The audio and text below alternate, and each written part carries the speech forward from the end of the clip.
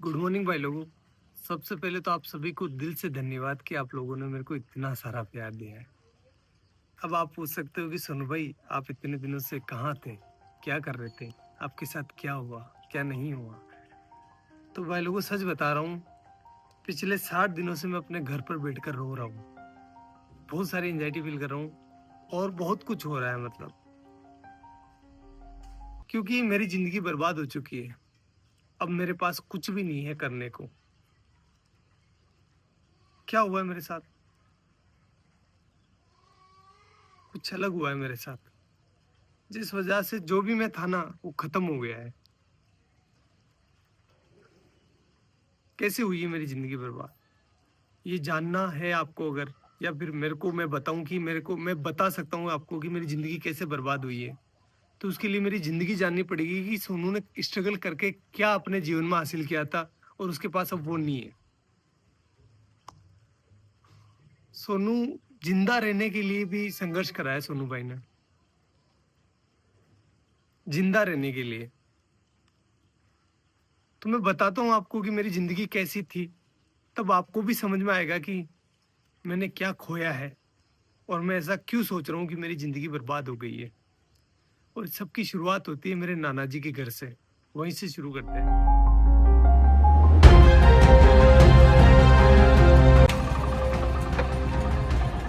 Guys ये है मेरे नाना नानी का घर, जहां पर मेरा जन्म हुआ था। चलो अंदर चलकर देखते हैं कौन कौन है।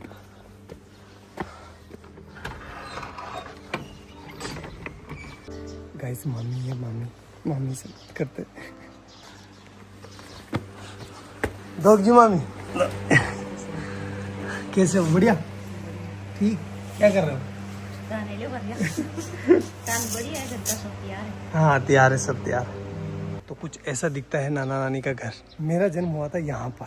पहले आपको पता है कि ना हॉस्पिटल वगैरह नहीं जाते थे, मतलब बच्चे जो है वो घर पर ही हो जाते थे। तो मेरा भी जन्म ऐसे ही हुआ है। मामी हम यहाँ कौन से कमरे में रहते थे पहले, जब मैं छोटा था ना, बच्चा था तब? इस वाले में। ये है वो रूम जहाँ पर हम बचपन में रहा करते थे, ये वाला। देखो आप, ये देखो इधर इधर इधर इधर। इस वाले रूम में जो है भेड़ और बकरियों के बच्चे रहा करते थे, क्योंकि बाहर कुत्ते मार देते थे ना, इसलिए। और इस वाले पोर्शन में जो है मेरी बूढ़ी नानी, जो अब इस दुनिया में नहीं है, और मेरी मम्मी दोनों रहा करती थी। और यहीं पर हम जो है पले बड़े हुए हैं। एक्चुअली में हुआ क्या था गाइस कि यार वो एल्कोहलिक थे, थोड़ा सा उनकी हैबिट थी कि उनको नशा लग गया था। तो फिर वो हमारी टेक केयर नहीं कर पा रहे थे अच्छे से। तो नाना नानी ने ये रिस्पॉन्सिबिलिटी ली कि हम जो है इन बच्चों को पालेंगे, अदरवाइज इनका क्या होगा।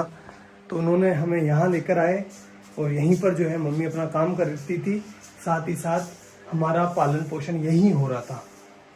तो मैं एक लाइन बोल सकता हूँ कि अगर मेरे नाना नानी नहीं होते ना, तो आज मैं या फिर मेरे बहन भाई हो सकता है कि इस दुनिया में नहीं होते।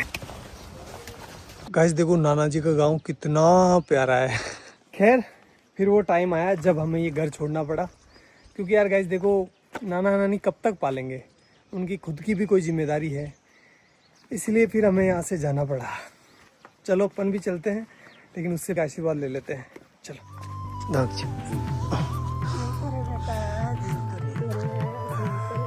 मेरी नानी है, आपको बाद में बताऊंगा इनके बारे में भी। और अपने गांव आते ही हमें घरेलू परिस्थितियों के कारण अपने घर नहीं घुसने दिया गया, इसलिए हमने बड़े पापा की कोठी का चुनाव किया। म्याऊ म्याऊ।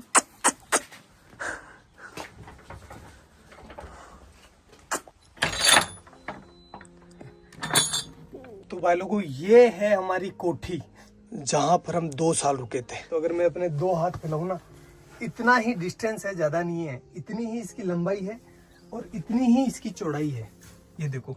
और हाइट आप देख सकते हो, बस इतना ही है। मेरी हाइट थोड़ी कम है, इस वजह से यहाँ पर जगह भी कम रह गई थी। केवल यहाँ पर एक छोटा सा मचान बिछाने के लिए जगह थी। और ऊपर से जो है बरसात का पानी टिपकता नहीं था, बरसात का पानी गिरता था, क्योंकि ये छत है ना थोड़ी नीचे है। और यहाँ पर आप देख सकते हो नीचे जो इसका फर्श है ना, फर्श वो बना हुआ था गोबर और मिट्टी का। इस वजह से यहाँ पर कभी कभी सांप आ जाया करते थे, अपने घर बना लिया करते थे। और भाई लोगों इस घर में हमें जिंदा रखने की जिम्मेदारी आ गई हमारे मम्मी के कंधों पर। और इस वजह से पहले भी काम किया उन्होंने, लेकिन उन्होंने 10 रुपए मजदूरी में काम चालू कर दिया। 10 रुपए में से 5 रुपए के वो हमारे लिए चावल लेकर आती थी। मैं लेकर आया हूँ आपको बताने के लिए कि उस टाइम कितने चावल आते थे। इतने चावल आते थे 5 रुपए के। तो इन चावलों से वो हमारा पेट भरती थी, तीनों बहन भाइयों का सॉरी, और खुद भूखी सो जाती थी कि मेरे बच्चों का पेट भर जाए, बस बहुत है, मैं तो निकाल लूंगी रात। और हम ना समझते उस टाइम, तो हम नहीं समझ पा रहे थे कि हमारी माँ जो है वो भूखी सो रही है।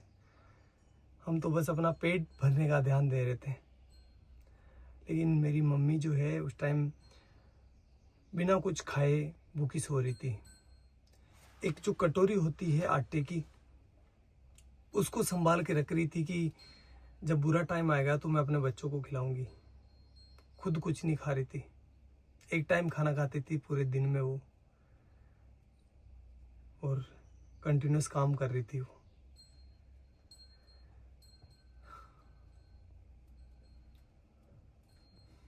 और ये सारी चीजें हम बच्चे नहीं समझ पा रहे थे, हमारा माइंड उतना डेवलप नहीं था कि हम ये इतनी भारी चीजें समझ पाए। हम तो अपना पेट भरते, खेलते और अच्छे थे। मम्मी को ही पता है कि वो हमें कैसे जिंदा रख रही है। मदर इंडिया, यही तो मदर इंडिया है। सारे दुख खुद रख लेती है और अपने बच्चों तक किसी भी प्रकार की प्रॉब्लम्स नहीं पहुंचने देती है। बाबड़ी कोई का लोन भी मांग बनेगी दान की जाती कड़ू कई माती गणा दौरा तेरा पड़िया। हाँ तेना गणा दौरा पड़िया रे भाई थारी मात तो सब्जी बेचती, लेडीज रहती, भाई दौड़ाती, तेन खुआती, बा भूखी रहती, भाई मार ससुरी भूखा। तना दूध पाइयो, तेन रोटी खुआई, गणी दोरी कमा कमारा, तो मात का दान की जाती।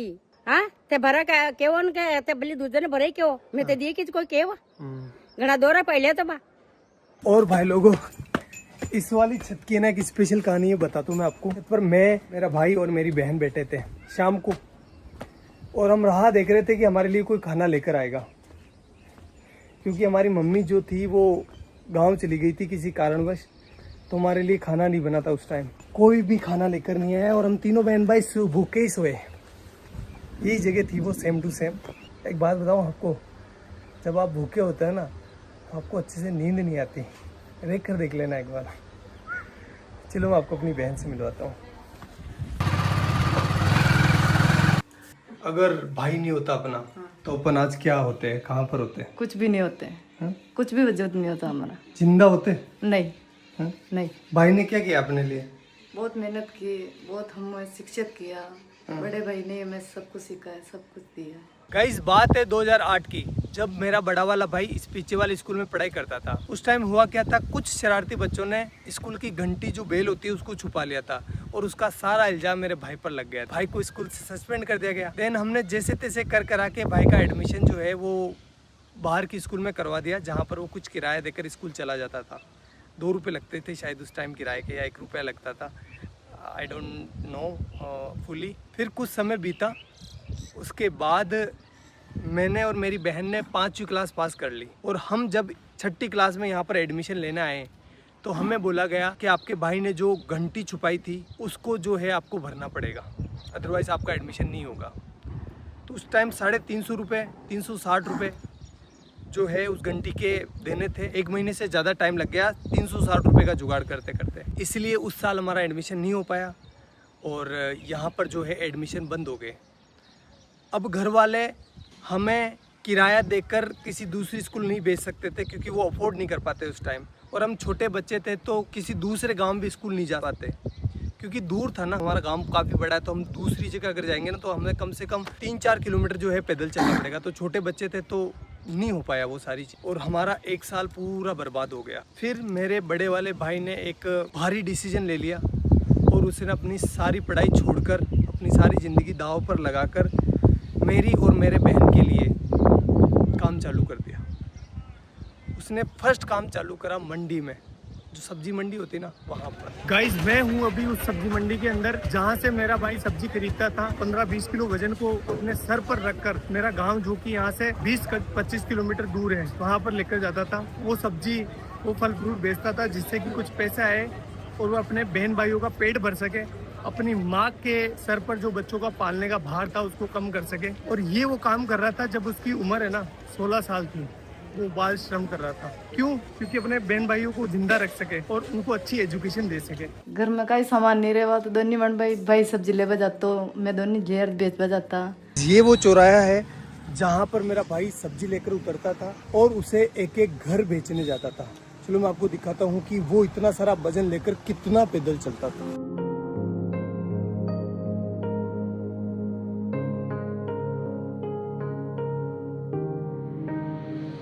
उस 20 किलो वजन को अपने सर पर रखकर इन घरों में घूम घूम कर सब्जियां बेचता था। इस काम में कुछ लोग पैसे नहीं देते थे, मतलब सब्जियां उधार ले लेते थे और फिर बोलते थे कल ले लेना, परसों ले लेना। भाई लोगों एक बार की बात है, सामने जो पाबूजी महाराज का मंदिर दिखाई दे रहा है ना, उनके बारे में ऐसा बताया गया, जो लड़के बैठे होते हैं ना चौराहे पर, बदमाश नहीं बदमोश, उन्होंने ऐसा बोला कि मेला है पाबूजी महाराज का, तो इस दिन इस डेट को पाबूजी महाराज का मेला है, तो तुम अपनी सब्जियां और फल फ्रूट लेकर आ जाना यहाँ पर। तो हमने सोचा अच्छा है कि हमारा जो है फल फ्रूट बिक जाएगा और हमारा कुछ बेनिफिट हो जाएगा। हम आए तीनों बहन भाई, तो यहाँ पर आकर देखा तो कोई मेला नहीं था और उन्होंने थोड़े से हमसे फल फ्रूट ले लिए और हमको डरा धमका के भगा दिया। तो एट दी एंड धंधा जो है वो इतना अच्छा चल नहीं रहा था, इसलिए उस काम को भी हमें छोड़ना पड़ा। हमें नहीं, मतलब भाई को छोड़ना पड़ा।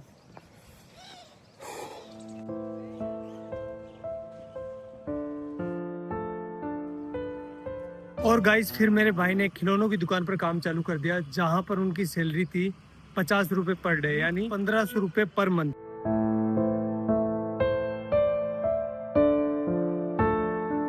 एक महीने बाद जब भाई की सैलरी आई तो उसने लगभग आधा भाग यानी 700 रुपए के आसपास मेरे और मेरी बहन के लिए बुक्स लेने में खर्च कर दिया, जबकि खुद काम पर फटे हुए कपड़े पहनकर जा रहा था। वो चाहता तो अपने लिए कपड़े ले सकता था ना, लेकिन नहीं लिए उसने। लेकिन हम खुश थे। क्यों खुश थे? क्योंकि पहली बार रजिस्टर आया था, पहली बार हेल्प बुक आई थी, अब हमारे भी अच्छे दोस्त बनेंगे। यार बुक्स अच्छी आती है तो दोस्त आते ही है ना, भाई तेरी हेल्प बुक दे दे, तो हमारा कॉन्फिडेंस है ना सीधा आसमान चला गया।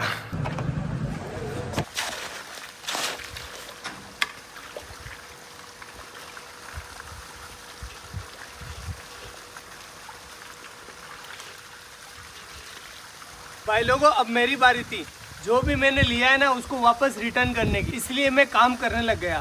साथ ही साथ अब बड़ा हो गया था, इसलिए मैं अजमेर वाली स्कूल में जाने लगा बस से, और वो भी साइंस बायो पढ़ने। तो बताता हूँ मैं आपको ये मैंने कैसे किया।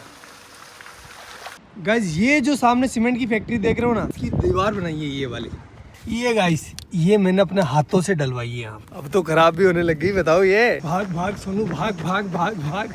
गाइस अब तो मैं भाग भी नहीं पा रहा हूँ। पहले ना इतना दूर, लगभग ये होगा 600 मीटर दूर, एक पूरा सीमेंट का कट्टा जो कि 50 kg वेट का, यहाँ पर पटक कर अपने कंधे पर, और एक साइड जो है ना वो चिमनी लगी हुई है, वहाँ से लेकर उस वाले कोने से जहाँ से अपन आए थे ना वहाँ पर लेकर जाता था। अरे भगवान, इसका ठेकेदार इतना खड़ूस था। जब मैं बोलता था ना, मैं छोटा था तो दर्द तो होता है यार, 50 किलो का कट्टा लेकर जाता था तो पेन हो रहा था मेरे को। तो मैंने बोला सर कि मेरे से ना ये लेकर नहीं जा पा रहा हूँ मैं इसको। तो बोला कि काम पर क्यों आया है, पैसे किस बात के मिलेंगे, ऐसे बोलते थे। करना पड़ता था भाई। तो ये वाला काम तो मेरे को ज़िंदगी भर याद रहेगा, क्योंकि वो सीमेंट के कट्टों ने मेरी रीढ़ की हड्डी में प्रॉब्लम कर दी। गाइज ये जो आप बिल्डिंग देख रहे हो ना, ये हमने बनाई है एक मजदूर के तौर पर। और गाइज ये वाली जो टंकी आपको दिखाई दे रही है, ये नहीं बनवाई है। हाँ ये जो दीवार आप देख रहे हो ना, ये सब कुछ। भाई लोगों, भैंस चराते टाइम बायोलॉजी पढ़ने का मजा ही कुछ अलग होता है, क्योंकि एग्जाम्पल यहाँ पर सामने होते हैं। जब एक बगुला है ना भैंस के आसपास होता है तो उसका मतलब ये है कि वो सेब पोजीता कर रहा है। क्योंकि आप देख सकते हो जहाँ पर भैंसें चल रही है ना, उसके पास एक बुगला है। ये देखो बुगला है। क्योंकि जब भैंस चारा खाती है ना, तो चारा हिलने की वजह से उसके अंदर जो कीड़े होते हैं वो बाहर निकल जाते हैं, और ये बुगला उनको खाकर पेट भर लेता है। ये दो जीवों का एक संबंध है, जिसमें एक को कोई भी घाटा नहीं होता और दूसरे को फायदा हो जाता है। प्रेरित धाराओं से उत्पन्न होने वाले चुंबकीय क्षेत्र का मान सदैव इस प्रकार होता है कि वो उन कारणों का विरोध करता है जिसके कारण इसकी स्वयं की उत्पत्ति हुई है। अरे डब डब डब, डब जा।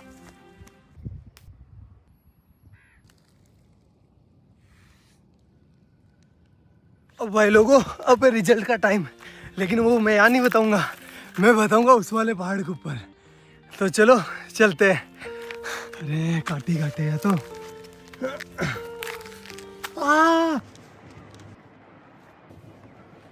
अब भाई लोगों, मेरा आ गया 12th का रिजल्ट। परसेंटेज तो कम ही बना है, फिर भी मैं आपको बता देता हूँ। ये देखो 77%, जिसमें से केमिस्ट्री में आए 93 डिक्टेशन और फिजिक्स में आए हैं 87 डिक्टेशन। भाई लोगों, ये मेरे परसेंटेज नहीं है, ये लेकर आया मेरे जीवन में कॉन्फिडेंस। अभी तक भी मेरे जीवन में कोई हार्ड काम आता है ना, तो मेरे को अंदर से आवाज़ होती है कि तू कर लेगा, डर मत, तू कर लेगा। लेकिन इस बार है ना, मेरे को सोनू का सूरज डूबता हुआ दिखाई दे रहा है।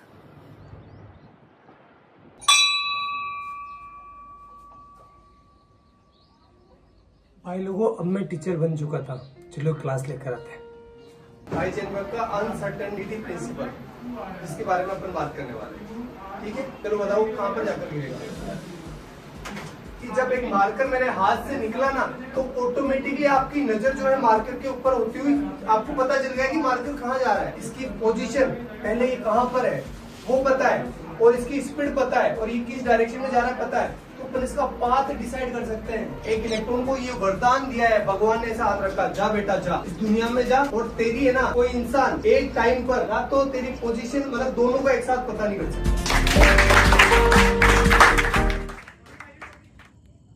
फिर ऐसे करते करते मैं टीचर बन गया, और मेरे पास बहुत काम था। 3-4 कोचिंग ऑफलाइन जाता था, 1-2 ऑनलाइन थी, मतलब मस्त। और जो भी चीज़ें मैंने अपने परिवार के लिए सोची थी, भाई के लिए, मम्मी के लिए, वो मैं कर रहा था अच्छे से, कोई दिक्कत नहीं थी। उसी टाइम मेरे पास आया भैया का कॉल सीधा टीम से भैया का कॉल। इतना खुश हो गया था मैं यार, भैया का, इतने बड़े आदमी का कॉल डायरेक्ट आया था मेरे पास। तो फिर भैया का कॉल आया, और भैया ने बोला मेरे को, सोनू यार हमारे यहाँ पर है ना एक साइंस की लड़के की डिमांड है, तो तू आ सकता है क्या। मैंने बोला ठीक है भैया, मैं कर लूँगा, कोई दिक्कत नहीं है। तो फिर मैंने वहाँ पर मतलब ऑफिस में पार्ट टाइम जॉब चालू कर दिया। 2-3 घंटे के लिए जाता था, केमिस्ट्री से रिलेटेड और फिजिक्स से रिलेटेड, मतलब ऑल ओवर साइंस का काम मैं संभालने लगा। और ऐसे करते करते करते करते 2 महीने निकले।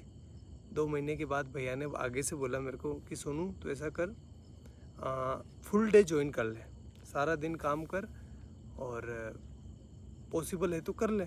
घर वालों से बात करी, घर वालों ने, मेरे बड़े वाले भाई से मैंने पूछा, तो उसने कहा कि यार देख तू ज्वाइन कर ले, कोई दिक्कत नहीं, अपने ही गांव के तो कोई प्रॉब्लम नहीं होगी। मैंने कहा ठीक है कर लेता हूँ, उसमें क्या दिक्कत है, आपने बोल दिया तो वो सब आपसे आगे क्या है, कोई नहीं, कुछ नहीं है।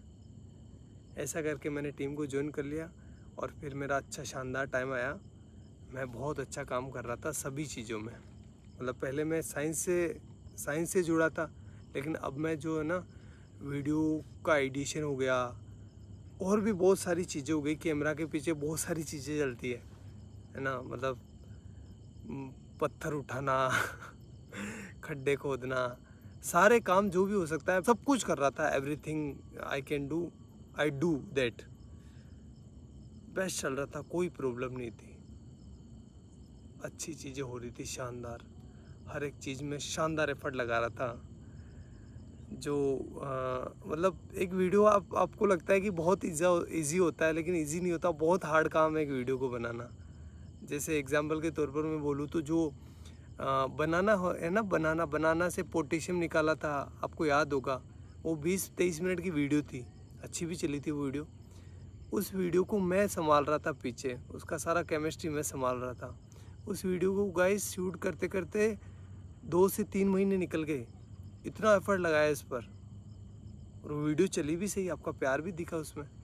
तो ये तो एक एग्जांपल है, बाकी बहुत सारे काम किए, जैसे डायमंड वाला, और भी बहुत सारे साइंस के सारे प्रोजेक्ट थे ना, वो मैं हैंडल करता था बिहाइंड द कैमरा, और चीज़ें अच्छी चल रही थी, मतलब कोई दिक्कत नहीं था, सब कुछ शानदार था। मैं सारे कंपनी के रूल एंड रेगुलेशंस फॉलो कर रहा था, मेरी अटेंडेंस की भी कमी नहीं थी, हर एक चीज़ बेस्ट थी। और मैं भैया की इतनी रेस्पेक्ट करता हूँ, आज भी करता हूँ, कि भैया के सामने कभी ऐसा टाइम था मैं चेयर पर नहीं बैठता था। मतलब मुझे लगता था कि नहीं, मेरी औकात नहीं इनके बराबर बैठने की। और आज तक मैं उनसे हैंडशेक नहीं करता। जब भी वो कुछ अच्छी चीज़ करते ना तो वो हैंडशेक करते थे। मैंने मतलब मेरा ऐसा था कि नहीं यार, भैया से हैंडशेक कैसे कर सकते हैं अपन। मैं उनके पैर छूता था, इतनी इस लेवल पर रेस्पेक्ट कर रहा था मैं। सब कुछ चीज़ें शानदार चल रही थी, कोई भी प्रॉब्लम नहीं थी किसी भी प्रकार से। अभी 2-3 महीने पहले ही मेरे साथ कुछ ऐसा हुआ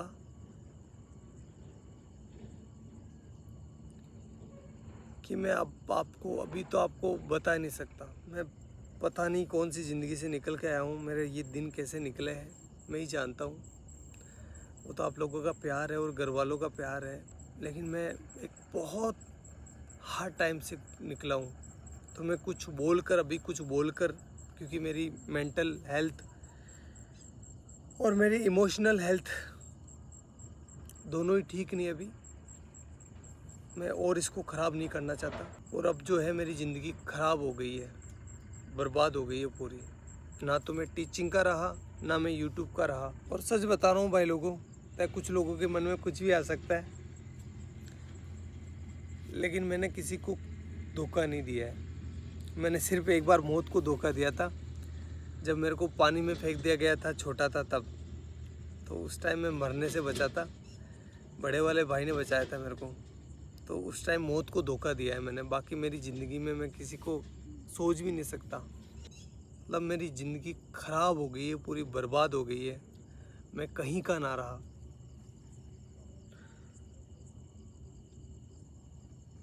लेकिन घर वालों को वो चीज़ें नहीं दिखा सकता मैं। वो मेरी वजह से परेशान हो रहे थे, और आगे से मैं रहूँगा भी नहीं।